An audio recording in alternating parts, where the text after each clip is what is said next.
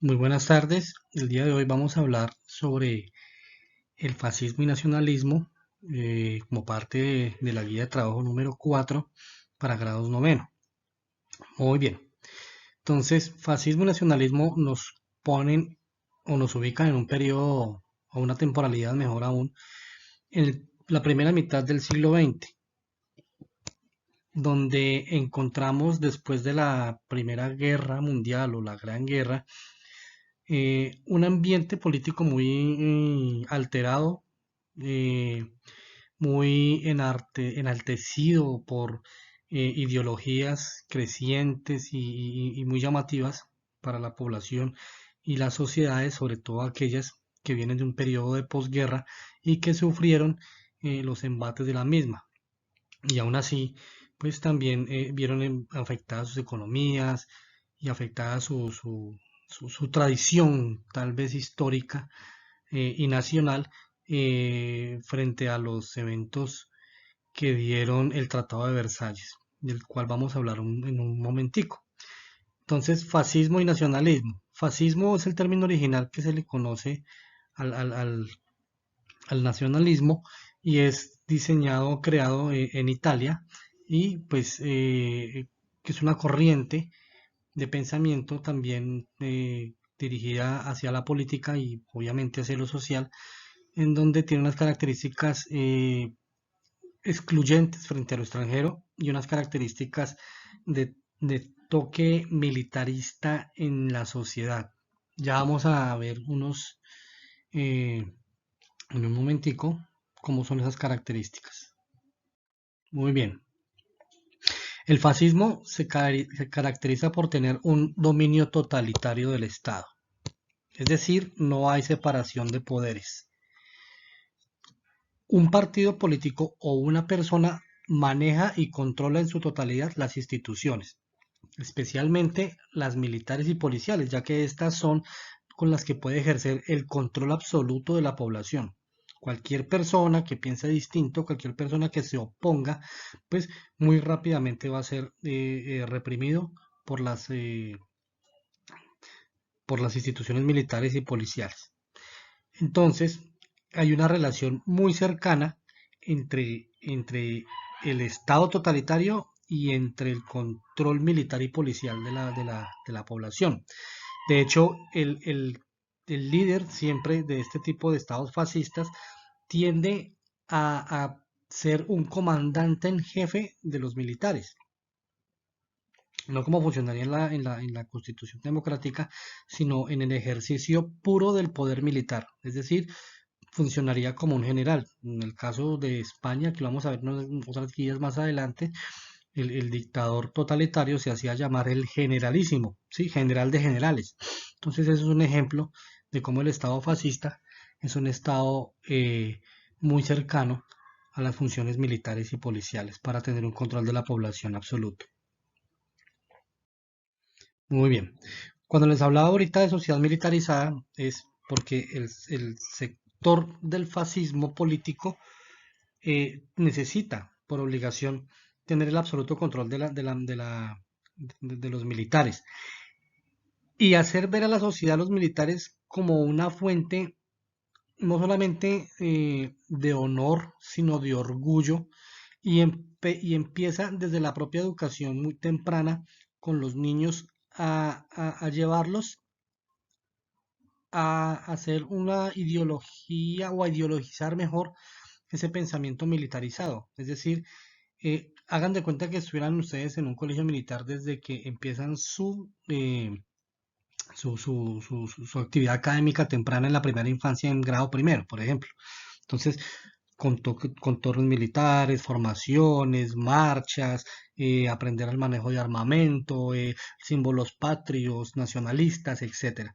Entonces, estos sistemas políticos controlan desde la infancia el Estado y lo convierte en una sociedad militarizada para que esté también como objetivo siempre dispuesta a combatir y a defender a su líder en cualquier momento de crisis como va a ocurrir posteriormente.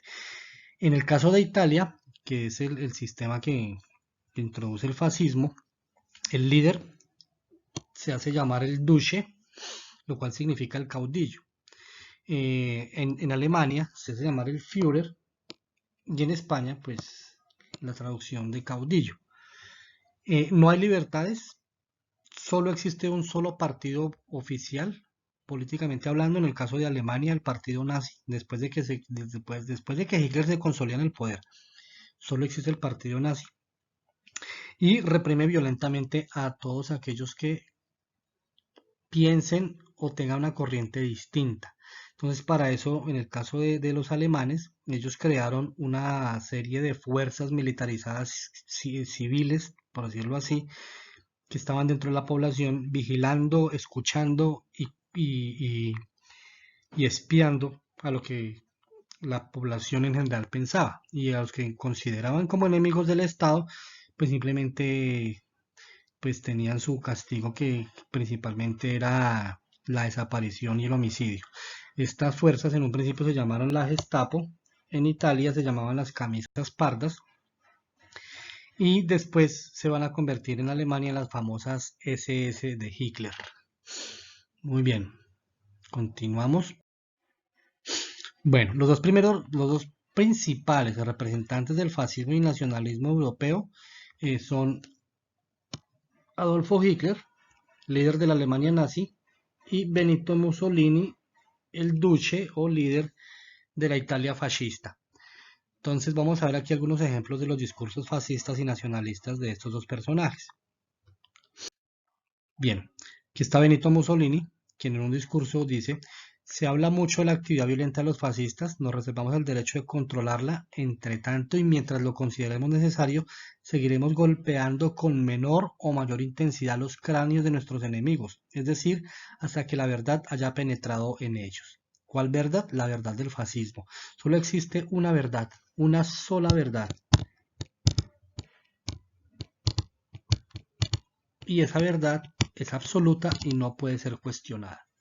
Si es cuestionada, aquí lo dice Mussolini, golpearemos con menor o mayor intensidad los cráneos de nuestros enemigos. Entonces, para que se vayan haciendo una idea de cómo el fascismo rechaza de manera violenta todo lo que esté en contra de su pensamiento, es decir, las libertades empiezan a desaparecer. Aquí tenemos otro ejemplo del fascismo, donde obviamente él estaba en contra del socialismo y el comunismo, ya que le daba la participación a la sociedad entera en las decisiones gubernamentales del Estado y en la economía. Entonces, pues para ellos también era un enemigo igual que para el capitalismo. Entonces Mussolini hablaba y decía: el socialismo es un fraude, una comedia, un fantasma y un chantaje. Por eso los grupos comunistas, tanto en Italia como en Alemania, como en España que eran más anarquistas hacia corriente ideológica, fueron brutalmente reprimidos eh, y atacados. De hecho, casi que los quisieron llevar a su extinción de manera violenta. Aquí tenemos lo que Hitler denominó en 1935, ya estando él en el poder absoluto, siendo él el Führer, el máximo líder. 15 de septiembre del 35 dicta algo que lo que se llama las leyes de Nuremberg. Nuremberg es una región alemana donde Hitler dicta estas leyes para que entiendan también cómo es la discriminación y segregación a grupos distintos, minoritarios o diferentes.